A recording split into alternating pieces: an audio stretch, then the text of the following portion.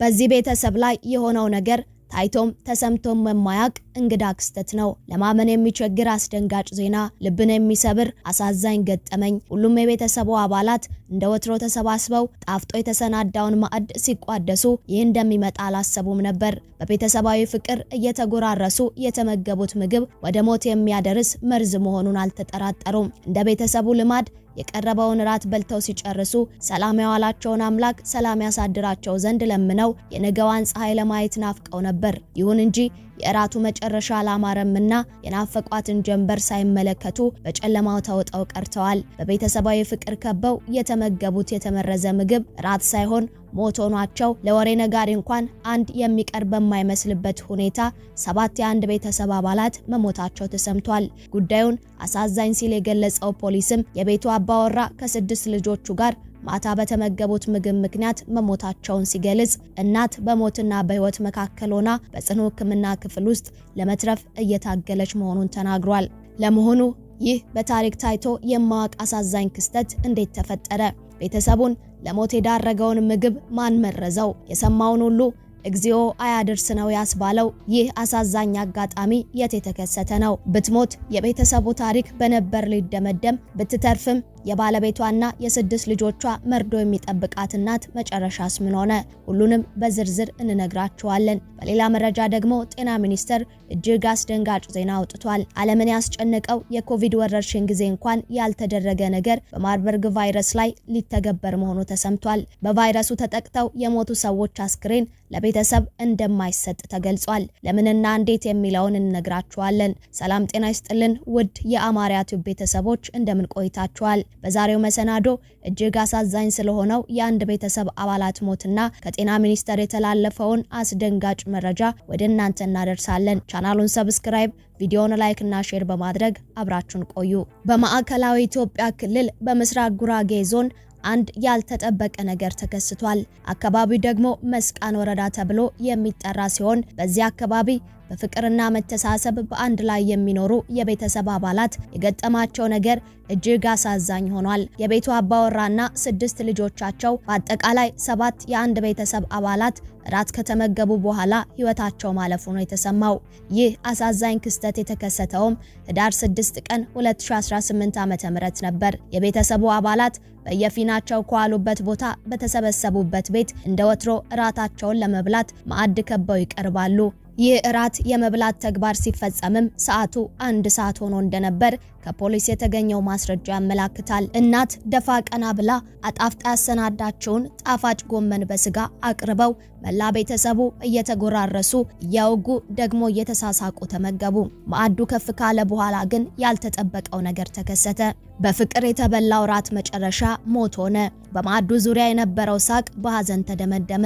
ለባለቤቷና ለልጆቿ ራስ ሰርታ እናቷን ለመጠየቅ ከሄደችበት አድራ ስትመለስ ልጆቿ በጽኑ ታሞ ያገኘችው እናት በድንጋጤ ስታስታምም ቆይታ ተራ በተራ ሲሞቱባት ድንጋጤውና ሐዘኑን መቋቋም ተስኗትና የእነርሱ መመረዝ በተለያየ መንገድ ተጋብቶባት ራሷን ስታ በጽኑ ህሙማን ክፍል መግባቷም ታወቀ። በማዕከላዊ ኢትዮጵያ ክልል ምስራቅ ጉራጌ ዞን መስቃን ወረዳ ራት በአብሮነት ተመግበው በጠና ከታመሙ 8 የአንድ ቤተሰብ አባላት ውስጥ አባወራው ከ6 ልጆቹ ጋር 7 የአንድ ቤተሰብ አባላት ህይወታቸው ማለፉንም ፖሊስ ገልጿል። የክልሉ ፖሊስ የወንጀል መረጃ ኢንተለጀንስ ዳይሬክተር ተወካይ ምክትል ኮማንደር ያለው ተመስገን እንደገለጹትም በወረዳው መሰረተ ወገራም ቀበሌ ዳሾ ቆቶ ሀ ተብሎ በሚጠራው መንደር ህዳር 6 ቀን 2018 ዓ.ም ምሽት 1 ሰዓት ላይ 8ቱ የቤተሰብ አባላት አብረው ራት ከተመገቡ በኋላ በድንገት መታመማቸውን ተናግረዋል። ራት በአብሮነት እንደተመገቡ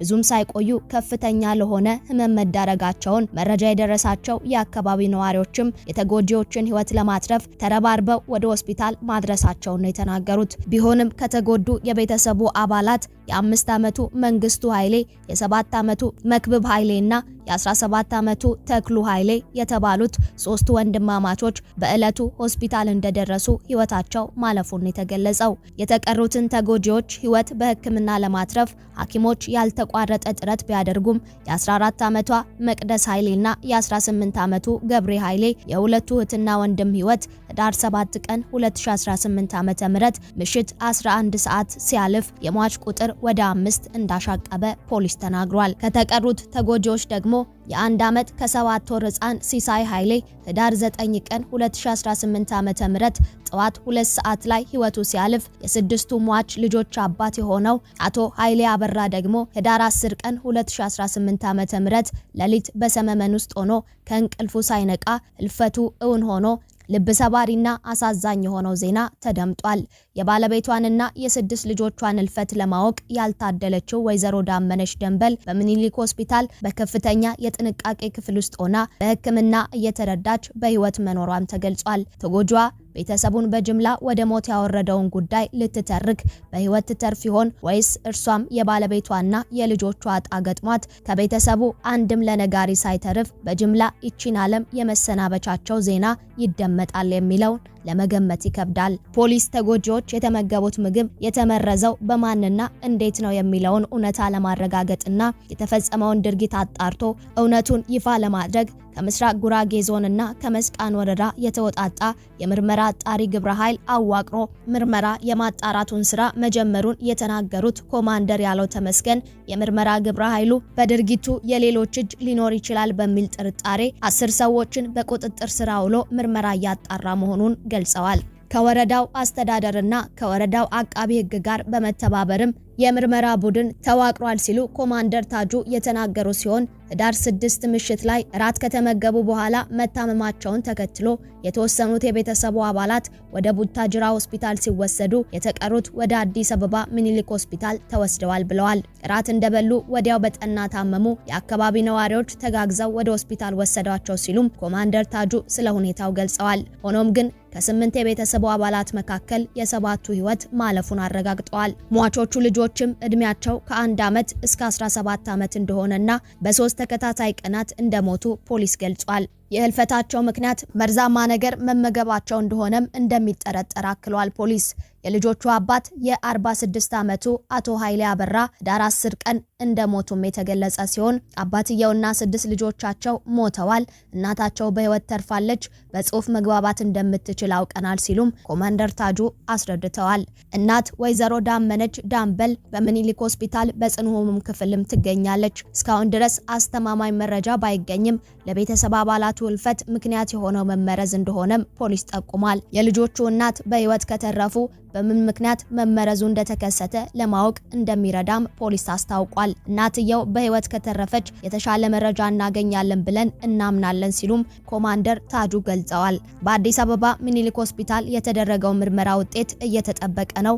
ምንድነው የተመገቡት፣ በምን ምግብ ነው የተመረዙት የሚለውን በተመለከተም ሆስፒታሉ የምርመራውን ውጤት ለፖሊስ ሲያጋራ የሚታወቅ ይሆናል ሲሉም አክለዋል። ፖሊስ የቤተሰቡን አባላት ህልፈት አሳዛኝ ሲልም ገልጾታል። ውድ የቻናላችን ቤተሰቦች እኛም በዚህ አሳዛኝ ክስተት ማዘናችንን እየገለጽን በጽኑ ህመም ላይ ያለችው እናት ወደ ጤናዋ እንድትመለስ እየተመኘን ወደ ሌላኛው መረጃችን እናመራለን። የጤና ሚኒስቴር ያልተጠበቀና ህዝቡን ሁሉ ያስደነገጠ መረጃ አውጥቷል። በማርበርግ ቫይረስ ህይወታቸው ያለፉ ሰዎች አስክሬን ለቤተሰብ እንደማይሰጥ ተገልጿል። የማርበርግ ቫይረስን አስመልክቶ በትናንትናው ዕለት ለመገናኛ ብዙሃን መግለጫ የሰጠው ጤና ሚኒስቴር ቫይረሱ በሞት ከተለየ ሰው የመተላለፍ እድሉ ከፍተኛ በመሆኑ መቃብር ስፍራ ላይም ጥንቃቄ ይፈልጋል ብሏል። በመድረኩም ከጤና ሚኒስቴር የተወከሉትና በዘርፉ ልምድ ያላቸው የህክምና ባለሙያዎች የተሳተፉ ሲሆን መድረኩ ላይ ከተነሱ ሀሳቦች መካከልም ማርበርግ ከሌሎች ቫይረሶች አንጻር የሞት ምጣኔው ከ18 እስከ 88 በመቶ ያህል እንደሆነም ተጠቅሷል። ቫይረሱ በቀጥታ እንደ ሌሊት ወፍ ካሉ አዋፋት ጋር በሚኖር ንክኪ የሚፈጠር መሆኑንም ተጠቁሟል። በሌላ በኩል ቫይረሱ በሞት ከተለየ ሰው የመተላለፍ እድሉ ከፍተኛ በመሆኑም መቃብር ስፍራ ላይም ልዩ ጥንቃቄ የሚፈልግ ነው ተብሏል። ለህክምናው የሚያስፈልጉ ግብዓቶች ወጫቸው ከፍተኛ ስለመሆኑ የተገለጸ ሲሆንም ድንገተኛ ትኩሳት፣ ድካም፣ የምግብ ፍላጎት ማነስና የሰውነት መድከም ሁኔታዎች ከምልክቶቹ መካከል ተጠቃሽ ናቸው ተብሏል። ቫይረሱ ከ2 እስከ 21 ቀን የመቆየት እድል እንዳለው የገለጹ ሲሆን በሳይንስ የተረጋገጠ ህክምናም ሆነ መድኃኒት የለውም ተብሏል። በቫይረሱ ምክንያት ህይወታቸውን ያጡ ሰዎች አስክሬን ለቤተሰብ እንደማይሰጥ ምክንያቱ ደግሞ የመተላለፍ እድሉ ከፍተኛ በመሆኑ እንደሆነም ተጠቁሟል።